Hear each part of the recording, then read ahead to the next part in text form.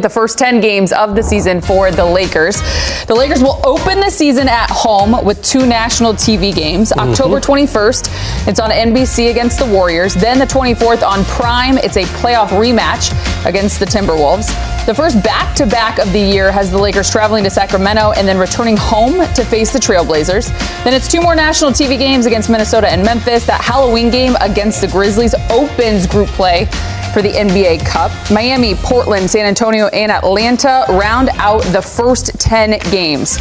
So let's start with opening night. Doesn't get much better. I feel like we say it all the time. LeBron versus Steph. I think at the end of the day, you don't know how many more we have left between the two of them. So to tip it off with these two, what's not to like? Primetime matchup. LeBron versus Steph round, I don't even know at this point, 20-something, 30-something. But anytime these two guys face off, I mean, these are the 2 greatest players of the past 15 years, right? In their respective positions, 2 all-time greats. I think 2 top 12, top 10 NBA players of all time. So we've seen so many classic matchups between these two. And just Lakers-Warriors is always fun. You got NorCal versus SoCal and the Bay versus LA. And so I'm excited for opening night. And by the way, later in the season, 8 months from now, they might be fighting for like a little playoff spot. I could see both these teams kind of fighting for a 4 or 5 seed in the West. Maybe a little higher if things break well for them. Maybe a little lower if things don't break well for them. But I think they're going to be right around the same little tier in the Western Conference. So why not start it off on opening night? Like you said, Allie, how many more times are we going to see Steph versus LeBron on the court? At least 4 times this year. And hopefully everyone's all healthy when these games do happen. And let's start in October on opening night. We're going to start with the first 10 games. I'm going to get your guys' prediction after the first 10 games, and we will fact check you.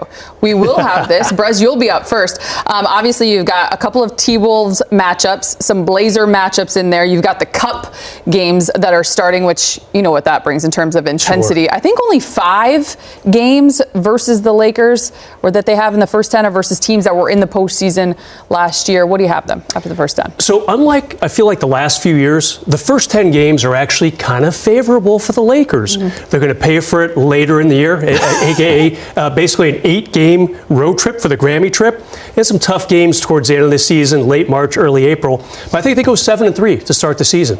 All right, I like a couple home games to start it. I think you beat Golden State at home. I think you beat Minnesota at home. I don't think you beat Minnesota on the road or a little bit later in those first 10 games. I think a road game at Atlanta, keep in mind, this team was not really good on the road. So I'm not going to be too bullish on their road games early in the season until they show us that indeed they are much better on the road than they were last season. This team was so good at home a year ago, not as great on the road. But bottom line, the headline, the big picture nugget is that it's actually an easier start to the season in the last few years than I can remember, Jovan. I think that's key, and I have them going 7-3 as well. So I think they're going to lose at Minnesota, at Atlanta, and then I think they're going to split one of the first 2 with Minnesota and Golden State.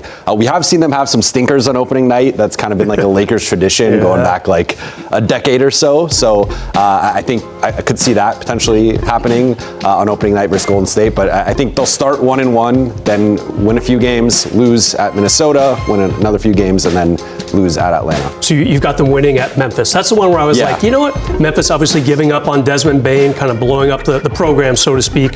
I'm not sure they win that one. But yeah, the one right in the middle there at Minnesota, that's trouble. I think that at Hawks game late in that 10-game stretch, that's trouble too. And I'm not sure about that Memphis game right in the middle in the 6th spot right there. That could be tough for the Lakers. It's not within the first 10 games, but Mike Trudell does a great breakdown of the schedule every season over on Lakers.com. And just one fun fact as we dive into the schedule throughout this show, the Lakers will travel 43,000 miles over the course of this season. But how about this? It's 1,000 miles less than a season ago, and it's 8,000 miles fewer than the most traveled team in the Western Conference. Could be worse, I guess. Which we know what the West looks like.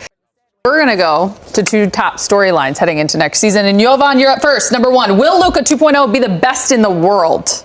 Who are you asking that question to? I'm just asking the question to the universe here. And I say will because I specifically chose will instead of can, because I think he can be the best player in the world. I think the question for me is, will he be? So let's go back 2 years ago. Luka averages 34 points a game, 9 rebounds a game, 10 assists per game. Help is officially on the way for Steph, Jimmy, and the Golden State Warriors. Restricted free agent Jonathan Kuminga has agreed to a 2-year, $48.5 million deal to return to the Golden State Warriors. This was first reported by our senior insider, Shams Charania. Now, Kuminga, he missed Media Day on Monday and the first day of Warriors practice on Tuesday as the sides finalized this deal. So let's bring in the man who broke the news, our very own Shams. Shams, this has been a long summer of a stalemate back and forth between these two sides. How did they finally come to this agreement? Rhythm from playing in Eurobasket. Like, if he's the the Warriors best player in moved the up world, a few millions of dollars, at least in the last few weeks of these negotiations. But the bottom line was that Jonathan Kuminga did not want to go through with the qualifying offer, and the Warriors didn't want him to go through with it either. Jonathan Kuminga pushed for a player option throughout the summer. These sides were at a stalemate. The Warriors never budged. They stayed with their team option deal. So Kuminga here chooses a 2-year framework instead of the 3-year, $75 million deal with a team option because he feels it gives him more control. And the reality is both sides understand that trade talks are inevitable as soon as Kuminga is eligible to be moved in mid-January. And so I compare this to a divorce before sides staying together for the kids. And they're going to put their best foot forward, but this has the makings of a tenuous and potentially tumultuous relationship, even as they start off here in the next few weeks. What a metaphor. So we're kind of in mediation right now if we're going with that divorce metaphor here ahead of that January 15th eligibility for Jonathan Kuminga to be traded. But Shams, you report that Kuminga and the Golden State Warriors agree to this deal. All right, I get that notification. And then I get like 6 more back-to-back. It unlocked the floodgates here for the Golden State Warriors. How different does the roster look now? He wanted to go to Indiana. Phoenix ended up matching it. Well, in the span of 48 hours, the Warriors have essentially rounded out their entire 15-man roster. Jonathan Kuminga, Al Horford, Anthony Melton, Gary Payton II, Will Richard, and their 15th man this season will be Seth Curry. I'm told the Warriors signed him to a 1-year deal. Seth Curry and Steph Curry will be on the floor together this season as teammates. They'll be the 23rd set of brothers to play together on the same team in NBA history. There will be some cap machinations related to Seth Curry in the coming weeks, in the coming month. But for all intents and purposes, he will be on this roster as the 15th man. Him and Seth Curry will be on the floor together throughout this season. I love that. I just love a story of two brothers being able to come together. We know at this point in Steph Curry's career, you've won a bunch of championships, league MVPs, finals MVPs. Being able to play with your brother, that's something that is incredibly special. Shams, thank you very much for that insight here on the Golden State Warriors. So as Shams mentioned, this is how the Warriors roster looks now that it seems to be locked in here for training camp, and this is how their depth chart, it will likely look heading into the regular season here. As of course, they have a couple of injuries and things through the preseason, but this is how we expect it to look heading into the regular season. So Brian Windhorst, it took a while, but now the Warriors, they have made their moves. What do you make of the Warriors offseason, and what do folks around the league say? At some point, he's going to slip. Well, this is a team that finished last season very strongly. They got sidetracked in the playoffs when Steph had suffered a hamstring injury. They still believe that hadn't happened. They might have been able to make it to the Western Conference Finals. They want to now try to build on that success, and getting Kuminga in the fold is important. The one area where this team was really vulnerable last year was in the big man position. Even though they had success playing small, they weren't able to match up at times with other people's size. And that's why going out and getting Al Horford was important. I know he just signed, but he's been committed to the Warriors for months. It was a major offseason priority for them. And so he's going to bring championship experience and versatility, which will fit on this roster very well. That is as much of a pickup for them as making sure Kuminga was on a contract. It was comfortable for them to have maneuverability in the future.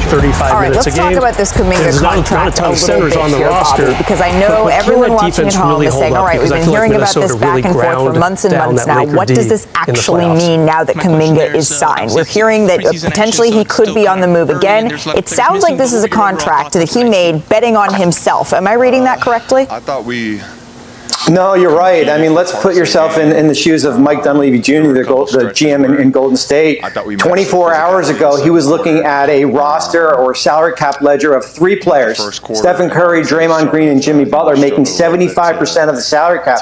Malika, they had no players on their roster outside of those 3 players making $12 million.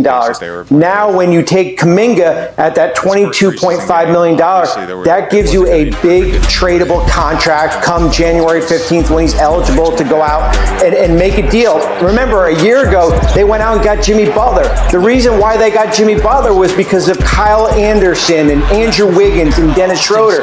22.5 is a lot better than $8 million, which would have been that qualifying offer. Yeah, that's really important. In the modern NBA, that just north of $20 million contract, it is a lot easier to move that sort of contract than if he had been looking at some other deal. So Jonathan Kuminga has agreed to this deal with the Golden State Warriors. We will see how he settles into training camp, because the Golden State Warriors, they have goals here. I was just up there. They still believe that they can be in that conversation in a very crowded Western Conference. Tonight with that aspect? Yeah, I mean, like, again, the training camp was really all we had to get used to playing with each other and certain lineups and stuff like that. And again, we had some guys out tonight, but I think for the most part, I thought it went pretty well. I think we're all going to click. I think we're all going to play really well together. We all complement each other really, really well when we're out there. I thought Vando did a really good job of setting the intensity on the defensive end, guarding their perimeter guys. Austin obviously facilitating. Rui did a really good job tonight. DA being a force inside. Jax. I thought for the most part, like, we'll fix everything that we're supposed to and get better. Hey, Jake, I know LeBron and Luka obviously didn't play tonight, but in your first taste of action, what did you kind of see about, like, what your role could be offensively on this team? Yeah, I mean, kind of a little bit what I showed tonight, and I know I'd been saying it all training camp whenever I was getting interviewed, media day, all that stuff is kind of like I just go out there and play hard, and I feel like I had a couple plays out there tonight where you kind of saw what that meant. But as far as complimenting those guys when they're playing, I mean, spacing the floor, shooting those threes, being able to connect pretty well, reading closeout, stuff like that, and then just crashing the glass. I like getting offensive rebounds, helping on the defensive glass as well, and then just guarding. And again, like I was probably a little bit slow tonight, this first preseason game, but just got to get my win, and we'll all be good. Just connecting with that, no Luka and LeBron, but we saw a lot of AR Ayton screens, and with you involved in as well as a screener there, how'd you feel? Did you feel like that was creating advantages, even if you guys weren't able to fully take advantage of it by scoring? But did you feel like you were kind of creating open shots on the weak side, kind of with that pick and roll pairing? Yeah, I think we have really good actions. Obviously, it's always going to be different when you're playing against opposing teams and you're not just playing against each other in practice, because we know what we're doing. And different teams have different schemes. DeAndre's a huge person, so obviously he's going to be able to get guys open, working on like Gortat screen, stuff like that. I think that's going to be really, really good with him and Austin, and then Luka obviously when he's back playing, and then just like when I'm screening or Rui or DK or something like that, just being able to ghost out and kind of read stuff like that, it definitely helps. So yeah, I think we'll be good. All right, DeAndre, and I'm sure you were eager to get out there and actually play in a game after camp. What did you feel like you were, as a team, trying to accomplish? And obviously key guys are out, right? But and what do you feel like you were able to execute tonight? Well, the key thing is basically being physical and just showing coach that the training camp and time we put in the gym.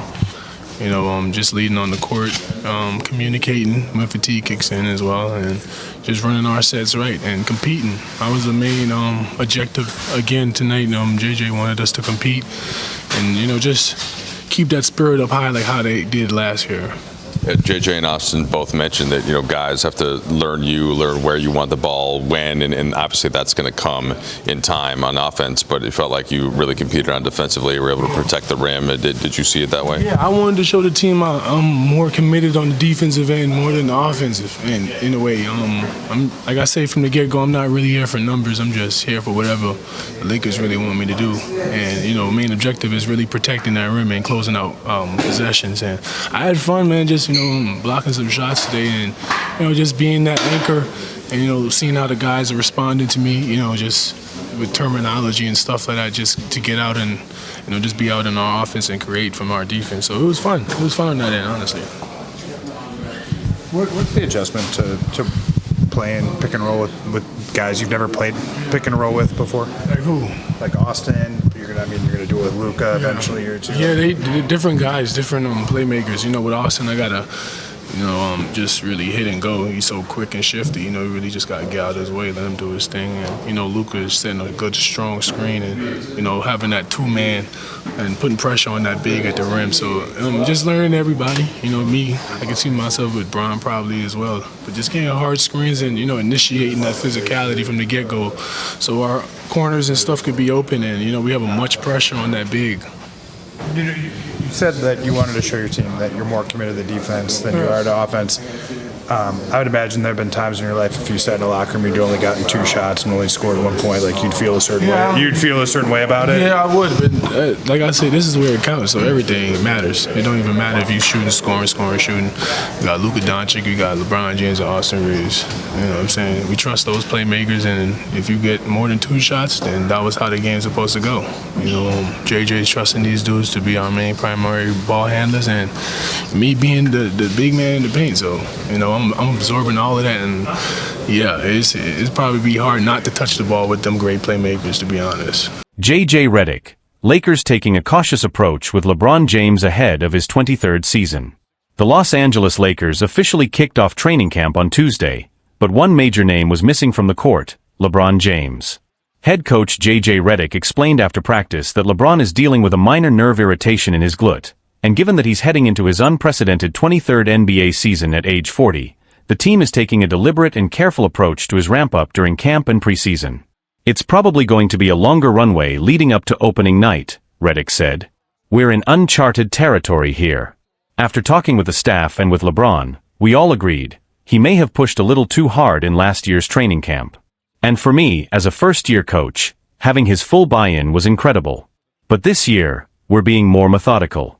He's got 22 seasons of wear and tear, and right now, he's dealing with a slight nerve irritation. So we're thinking long-term. There's really no blueprint for what LeBron is doing. No one has ever played 23 seasons in the NBA at this level. But what Redick is doing now is learning from how things were handled last season and adjusting to make sure the Lakers have their leader healthy and ready for the stretch that truly matters, the regular season and beyond. You're going to hear me say this a lot. It's uncharted territory, Redick emphasized. There's no roadmap for a player who's logged this many minutes, carried this much responsibility on both ends of the floor, for this long. We asked a lot from him last year, especially early in camp, and now we're working together to find what truly works best. The good news? LeBron is fully aligned with the plan. Everyone, from the coaching staff to the medical team, is on the same page. Still, there's no confirmation yet on whether the plan includes LeBron suiting up for any of the Lakers' 6 preseason games. It'd be great if he did. Of course, Redick admitted. We'd love to see it. But if not, we'll make it work. While seeing LeBron in preseason action would certainly help build chemistry, especially alongside Luka Doncic and the other new starters, health comes first. The Lakers are making it clear, this season is a marathon, not a sprint. LeBron on training camp plans, we'll figure it out. When LeBron James spoke at Lakers Media Day, he echoed Redick's approach. It's all about being smart, not rushing, and staying engaged. We're still figuring it out, LeBron told ESPN when asked about his camp and preseason availability. Of course, I want to be on the floor as much as possible, but we all know where I'm at, physically and mentally, and the coaching staff knows it too. We just want to make sure we're aligned when the time comes to step on the court. This is year 23 for me. I've made huge strides this off-season. I've been training all summer. But even when I'm not on the court, I'm still locked in. I'm tuned into everything we're building. That's what matters most. As training camp progresses, the Lakers' approach with LeBron has sparked discussion across the league. While some fans are eager to see James back on the court as soon as possible, most analysts agree that the team is making the right call by managing his workload from day one. Inside the organization, the message is clear: preserving LeBron's health and effectiveness over the course of an 82-game season, and potentially a deep playoff run, is far more important than a strong start in October. The decision to ease him in slowly isn't just about his age, but about sustainability. The Lakers are building their strategy around maximizing his impact when it matters most. Beyond LeBron, this also gives new head coach J.J. Redick a valuable opportunity to assess the rest of the roster more closely. With James sitting out portions of training camp and potentially the preseason, younger players and recent acquisitions are getting extended reps in practice, a crucial factor as Redick shapes his rotation and offensive system. Reports from camp indicate that Redick has already started experimenting with lineups that don't rely solely on LeBron initiating the offense. That includes more touches for Luka Doncic in primary ball handling situations, as well as a larger role for supporting pieces like Austin Reeves and Rui Hachimura. The hope is that, by spreading the responsibility, the Lakers can reduce the physical burden on James while improving overall team fluidity. LeBron's role off the court has also taken on new importance. Several teammates and staff members have noted how engaged he's been despite limited on-court participation, constantly communicating, observing drills closely, and offering feedback to younger players. It's a continuation of his evolution into more of a mentor figure, one who still leads by example but also understands the power of his presence and voice in building team culture. Around the league, other teams are taking notice. The cautious strategy mirrors what the Spurs did in the later years of Tim Duncan's career, or what Miami has done with Jimmy Butler in recent seasons, prioritizing long-term readiness over short-term gains. In LeBron's case, the stakes are even higher. Not only is he still playing at an elite level in year 23, but the team around him has been reshaped to support one final push toward another championship. As for LeBron himself, he remains focused and optimistic. Speaking briefly to reporters after Media Day, he emphasized his commitment to doing whatever is needed, whether that means leading on the court, guiding from the sidelines, or stepping back when necessary to ensure his body holds up for the full campaign. The question now becomes how this slower ramp-up will affect the Lakers' early season performance. Will the chemistry develop fast enough? Can the team find its rhythm without relying too heavily on James in October and November? And when he does return in full, will the calculated patience pay off? One thing is clear, the Lakers and LeBron are thinking bigger than just the next game. They're thinking about April. About June. About legacy. And in year 23, every decision matters that much more.